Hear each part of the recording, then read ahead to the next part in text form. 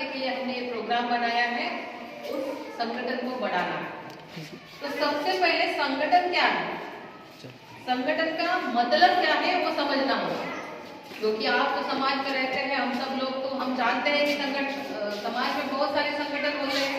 गली मोहल्लों में भी संगठन है, गांव का भी संगठन होता है, तहसील में भी संगठन है, जिले में भी है ना, सुनते हैं। तो संगठन का निर्माण होता है। और राष्ट्रव्यापी संगठन का मतलब क्या है, ये सब चीजें जब आप समझोगे तब जाकर संगठन में काम करने की इच्छा और संगठन बढ़ाने का जो काम है वो हो पाए। तो साथियों, संगठन का मतलब क्या होता है, जब एक ही उद्देश्य के लिए कुछ लोग इकट्ठा आते हैं और उस उद्देश्य के प्रति काम करते हैं, तो वो होता है संगठन। और राष्ट्रव्यापी संगठन का मतलब क्या हुआ, देखिए हमारे हरियाणा की जो समस्याएं हैं वही समस्या हमारे महाराष्ट्र की भी है। जैसे कि महिलाओं की दास्ता है, महिलाओं के ऊपर अन्याय अत्याचार है, बढ़ती हुई महंगाई है, बहुत सारी ऐसी समस्याएं हैं जो समस्याएं देश में हर जगह पे है। महाराष्ट्र में है, गोवा में है, मध्य प्रदेश में है, गुजरात में है, हरियाणा में है, सब जगह की समस्याएं एक ही तरह की समस्या है। तो समस्या अगर पूरे देशव्यापी है, समस्या राष्ट्रव्यापी है, तो संगठन भी राष्ट्रव्यापी ही करना होगा। केवल हरियाणा तक, केवल आपके जिले तक, केवल सोनीपत तक संगठन करके इस समस्या का हल होने वाला नहीं है। इसीलिए हमें संगठन की जरूरत है। आज जिस समाज से हम लोग आए हैं उस समाज को हम बहुजन समाज कहते हैं। उस बहुजन समाज में कौन कौन आता है पहले ये भी समझ लीजिए। उसमें शेड्यूल कास्ट की जो जातियां हैं वो आते हैं, ओबीसी की जातियां आती हैं, आदिवासी यानी ट्राइब भी आते हैं, और माइनॉरिटीज मुस्लिम, क्रिश्चियन, बुद्धिस्ट, जैन, ये लोग भी बहुजन समाज में आते हैं। और इस बहुजन समाज को किसने गुलाम बना के रखा है, तो इस देश की जो व्यवस्था है वो है ब्राह्मणवादी व्यवस्था। तो ब्राह्मणवादी व्यवस्था, इसे हम कहते हैं कि ये ब्राह्मणों की व्यवस्था है, मतलब इस व्यवस्था का निर्माता कौन है, ब्राह्मण है। तो ब्राह्मण सबसे ऊपर बैठा है। देश की जो व्यवस्था है, इस व्यवस्था में जो ब्राह्मण है वो सबसे ऊपर बैठा है। उसके नीचे कौन है, वैश्य, फिर क्षत्रिय, फिर शूद्र। इस तरह की व्यवस्था उन्होंने बना के रखी है, जिसका फायदा होता है वो सबसे ऊपर होता है।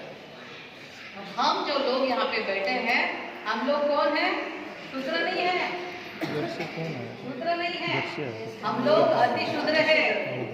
समाज व्यवस्था में जो शूद्र है, आज वर्तमान में संविधान में जो कैटेगरी बनाई गई है वो है अदर बैकवर्ड कास्ट यानी ओबीसी। इसमें माली लोग आते हैं और यहाँ पे सैनी वगैरह आते हैं, जाट आते हैं, ये लोग ओबीसी में आते हैं। ये लोग शूद्र है और उनको पता ही नहीं है कि वो शूद्र है, उनको पता ही नहीं है वो शूद्र है। ब्राह्मणों ने उन्हें शूद्र बना के रखा है।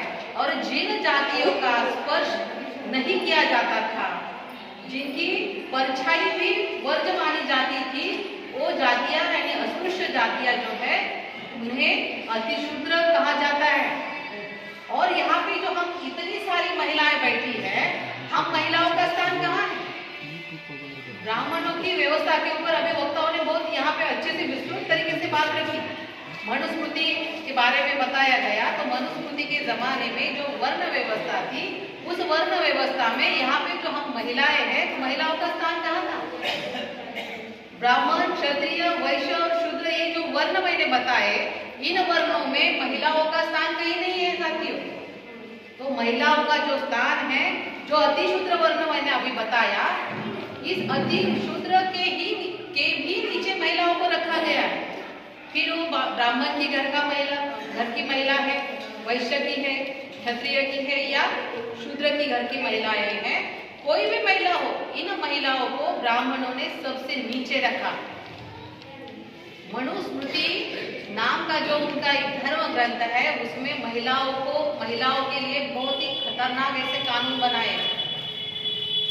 हर कैटेगरी के लिए उन्होंने खतरनाक कानून बनाए हैं। मतलब एक गुनाह अगर ब्राह्मण करता है और वही गुनाह अगर शूद्र व्यक्ति करता है शूद्र के लिए शिक्षा का प्रावधान अलग है और ब्राह्मण के लिए अलग है। इस तरह के कानून उन्होंने बनाए और महिलाओं को तो सबसे खतरनाक कानून उन्होंने महिलाओं के लिए बनाए। ऐसा क्यों किया बताइए? महिलाओं के लिए ऐसा क्यों किया गया? क्योंकि जो हम महिलाएं हैं इस देश की हम रानियां हुआ करती थी। इस देश का अगर हम इतिहास देखते हैं तो इतिहास में महिलाएं गणनायिका हुआ करती थी। इस देश को महिलाएं चलाती थी। आज वर्तमान में हम लोग देखते हैं हमारे घर में अगर कोई देखो हमारे गेट पे अगर घर का हमारा गेट है और या दरवाजा है वहां पर कोई सेल्समैन आता है, बेचने वाले लोग आते हैं ना, चीजें बेचते हैं, हमको देखते हैं, महिला होती है घर में उसे देखते हैं और पूछते हैं कि क्या घर में कोई नहीं है? महिला को देखकर वो बेचने वाला पूछता है कि क्या घर में कोई नहीं है? महिला तो उसे कहती है कि हाँ घर में कोई नहीं है। मतलब हम ही खुद को नहीं मानते हैं। पुरुषों की बात छोड़ो, हम ही खुद को नहीं मानते हैं। हम खुद को इंसान ही नहीं मानते हैं। मतलब कि 1000-500 रुपए की चीज अगर बेच रही है तो महिला नहीं खरीद सकती। ये मानसिकता जो बेचने वाला सेल्समैन है उसकी है और हमारी महिलाओं की भी उसी तरह की मानसिकता है कि मैं ये नहीं खरीद सकती। वो पूछता है, हम भी खुद को नहीं समझते और बोल देते कि हाँ घर में कोई नहीं है। इस तरह की हमारे हालात है साथियों। और ये हालात क्यों है? क्योंकि इस देश का जो इतिहास है, हमारे देश में मातृसत्ताक व्यवस्था थी। मातृसत्ताक व्यवस्था में महिला ही देश चलाती थी, गांव चलाती थी और परिवार भी महिलाएं ही चलाती थी। जब इस देश में विदेशी आर्य ब्राह्मण आए, ब्राह्मण इस देश के मूल निवासी नहीं है, इस बात को पहले समझ लीजिए। हजारों साल पहले ये जो पंडित आप लोग कहते हैं जो ब्राह्मण है वो विदेश से आए, यूरेशिया से इस देश में आए। उन्होंने इस देश का अभ्यास किया।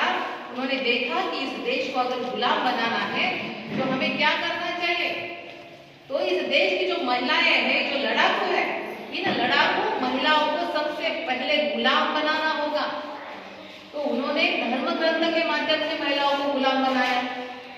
आप सत्संग करते हैं, व्रत करते हैं, है ना, ये सब महिलाओं के ऊपर थोपा है।